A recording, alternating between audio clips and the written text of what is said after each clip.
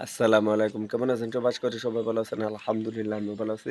দেখেন প্রতিদিন অনেক ভাইরা আছে সকালবেলা দোকান খুলেন। কিন্তু দেখেন আমি কিভাবে দোকান খুলি এবং সকালবেলা দোকান খোলার নিয়ম যদি আপনি এভাবে যদি ব্যবসা করেন এবং দোকান খুলেন তাহলে আল্লাহর রহমতে কোনো সমস্যা হবে না। এই যে দেখতে পাইতেছেন আমাদের এখানে রাস্তার কাজ চলতেছে। বাট এটা পাকা রাস্তা কিন্তু তারপরও ২-৩ হাত বাড়াইতেছে অর্থাৎ ২-৩ ফুট। তো সামনে আরকি এরকম খুঁজে গেছে। ক্ষত করে গেছে আরকি। আর ওখান থেকে আর কি করার। তারপরে দেখেন সকালবেলা এখান থেকে আর কি পুরাটা আর কি ঝাড়ু দিতে হয়। মানে দোকান যে থাকবে তার সামনে আপনি কি আগে ঝাড়ু দিবেন। যেকোনো দোকানই হতে পারে। তো ব্যবসার নিয়মই হচ্ছে এটা। এই যে দেখতে পাচ্তেছেন এখানে বালু, তারপর এখানে পানি ছেটানো হইছে ওই সাইডে আর এই সাইডে। ফুলটাকে দোকানের আশপাশে সুন্দরভাবে পরিষ্কার পরিচ্ছন্নতা রাখবেন। পরিষ্কার পরিচ্ছন্নতা রাখলে কি হয় দেখা যাইতেছে আপনার ব্যবসা বাণিজ্য বরকত দেয়। সো প্রথমত আপনি দোকান খোলার আগে আপনি আগে ঝাড়ু দেবেন। অনেকে আছে আবার খুলে ঝাড়ু দেয়, হ্যাঁ আপনি সেটাও করতে পারেন, কোনো অসুবিধা নেই যে আপনি দোকান খুলে ঝাড়ু দিবেন, তাতে কোনো প্রবলেম নেই এবং কোনো সমস্যা নেই। তো আমি যে কাজটা করি সেটা হচ্ছে যে আপনার দোকানটা খোলার আগে চতুর সাইডে সুন্দর মতো আপনার চতুর সাইডে আর কি ঝাড়ু দেই। এই যে আমার দোকানটা দেখতে পাচ্ছেন এখানে আগে আর কি ঝাড়ু দেই। ঝাড়ু দেবার পরে তারপরে আমি পানি ছিটাই। যদি কোনো ময়লা আবর্জনা থাকে তাহলে সেটা ছুঁড়ে আর কি মানে আমাদের ওখানে আর কি খাত আছে ওখানে আর কি দূরে আর কি ফেলা দিই। অনেকেই বলতে পারেন এটা তো অপরিবেশ না, মানে আমাদের এখানে যে ময়লাটা থাকে সেটা আর কি থাকে না। কিসের জন্য থাকে না, অনেক আছে বাচ্চারা আর কি নিয়ে যায়, অনেকের আছে আবার আপনার যে লার্কি দিয়ে আর কি রান্না করে তারা দেখা যেতেছে নিয়ে যেতে পারে। আর এই বোতল এই যেখানে কালকে মানে ঈদ গেছে, কালকে একটা ঈদ গেছে এখানে প্রচুর পরিমাণ বোতল ছিল কিন্তু আজকে নেই। বলুন তো কিসের জন্য? হ্যাঁ, দেখেন এখানে দেখবেন কিছু কিছু দেখছি কিছু কিছু লোক এখানে আসে বস্তায় ঢুপ করে তারা বোতল নিয়ে যায় এখান থেকে। অনেকে বলতে পারেন যে তো ভাই আপনি তো একটা বস্তা করে তো এটা আপনি রাখতেও পারেন। তাহলে দেখা যাইতেছে আপনি যদি ১০ থেকে ২০ কেজি হয় তাহলে আপনি বিক্রি করতে পারেন। সেখান থেকে আপনার কিছু টাকা হলো। হ্যাঁ, আমি এটা করতে পারি কিন্তু আমার এখানে একটু গ্যাজারিং লাগে।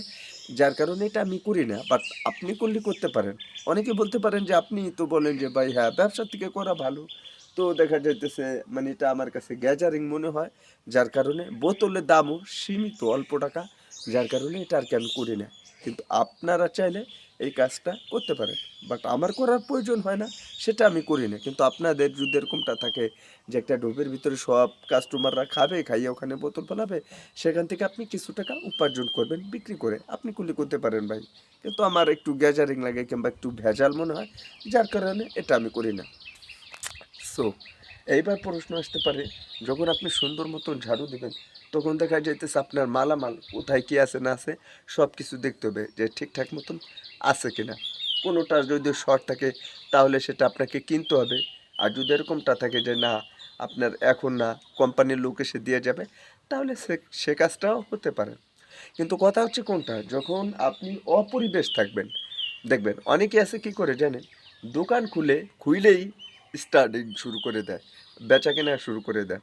তো কি হয় যার ফলে দেখা যাইতেছে আপনার আয় বরকতটা যেটা সেটা কমে যায়। অনেকে বলতে পারেন তাহলে ভাই আপনি কি গণক, না আপনি এই কথাটা এতটা শিওর কিভাবে হলেন? দেখেন আপনার একটা শরীর কিংবা আপনার একটা পোস্টার, এই যে ধরে নিন আমি একটা গেঞ্জি পরে আছি, বাট এই গেঞ্জিটাকে যদি ময়লা থাকে কিংবা দেখতে যদি বেশিরই মতন হয় তাহলে কি দেখতে ভালো লাগবে? না, একদমই না।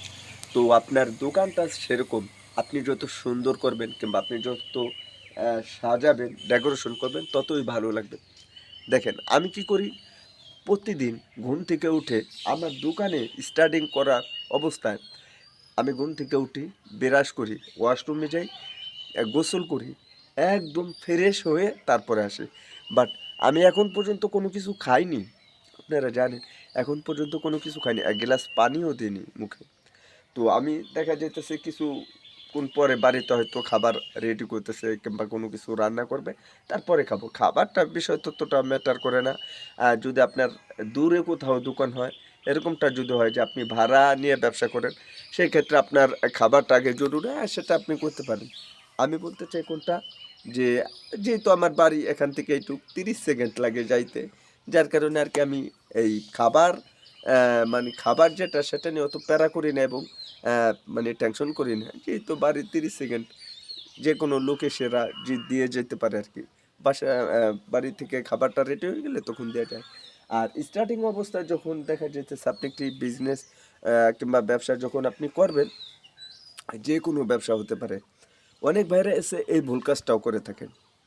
যেরকম আমার এই যে কিছুক্ষণ আগে আপনাদেরকে দেখাইতে পারিনি, বাট ক্যামেরার সামনে থেকে সে চলে গেছে আর কি, মানে ভিডিও করার শ্যুটটা নেওয়ার আগে আমি দোকানটা চালু করছি। আরও কিছু কিছু প্রোডাক্ট ঝুলাবো সামনে। এই জায়গায় আপনারা গতকালকে দেখছিলেন খেলনা রশি বাঁধা আছে, এই যে দেখেন।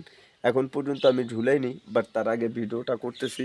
তা না হলে দেখা যেতেছে এখন যদি আমি ভিডিওটা না করি, লোকজন কিংবা কাস্টমার যখন আসবে তখন দেখা যেতেছে আমি সময়ই পাবো না। যার কারণে আর কি আমি এখন ভিডিওটা শ্যুটটা নিলাম আর কি। তাহলে দেখা যেতেছে এখন লোকজন কম, বাট খুব সুন্দর একটা পরিবেশ, কথা বলতেও মজা পাবো, হাউকাউ চিল্লা এর আওয়াজ থাকবে না।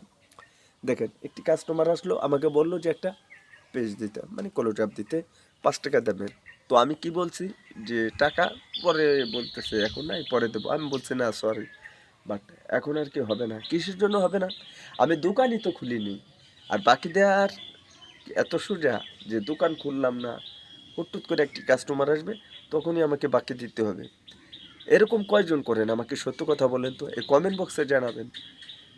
মানে আমার নিয়ম অনুযায়ী যদি আপনারা ব্যবসা করেন, বিশ্বাস করেন ভাই, আল্লাহর রহমতে আপনার ব্যবসা কোনো দিনও ডিমেজ হবে না, ডাউন হবে না, কোনো কোনো কোনো প্রকার কোনো সমস্যা হবে না।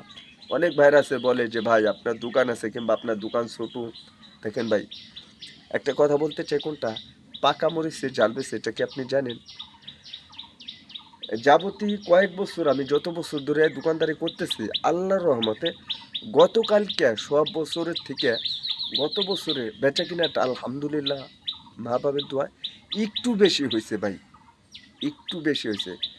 যথেষ্ট পরিমাণ বেচা কেনা হয়েছে। 10,000 টাকার উপরে আমি বিক্রি করেছি গতকালকে। তো এই নিয়ে ভিডিও দিছিলাম। তো বুঝতেই পারতেছেন যে বেচা কেনা ডিপেন্ড করবে আপনার উপরে। কিন্তু আপনি যদি ধৈর্য না ধরে ব্যবসা করতে পারেন, কিংবা আপনি যদি আমার মতন এরকম ছোটোখাটো একটি দোকান থাকে, আপনাকে ধৈর্য ধরতে হবে, ওয়েট করতে হবে, তবেই আপনার টাকা ইনকাম করতে পারবেন এবং টাকা কামাইতে পারবেন। আর যদি আপনার ভিতরে ধৈর্য না থাকে, আপনি যদি সহ্য না করতে পারেন কাস্টমারের সাথে গালাগালি চিল্লাচিল্লি ফাটাফাটি, তাহলে তো দেখা যেতেছে আপনার দ্বারা ব্যবসা হবেই না।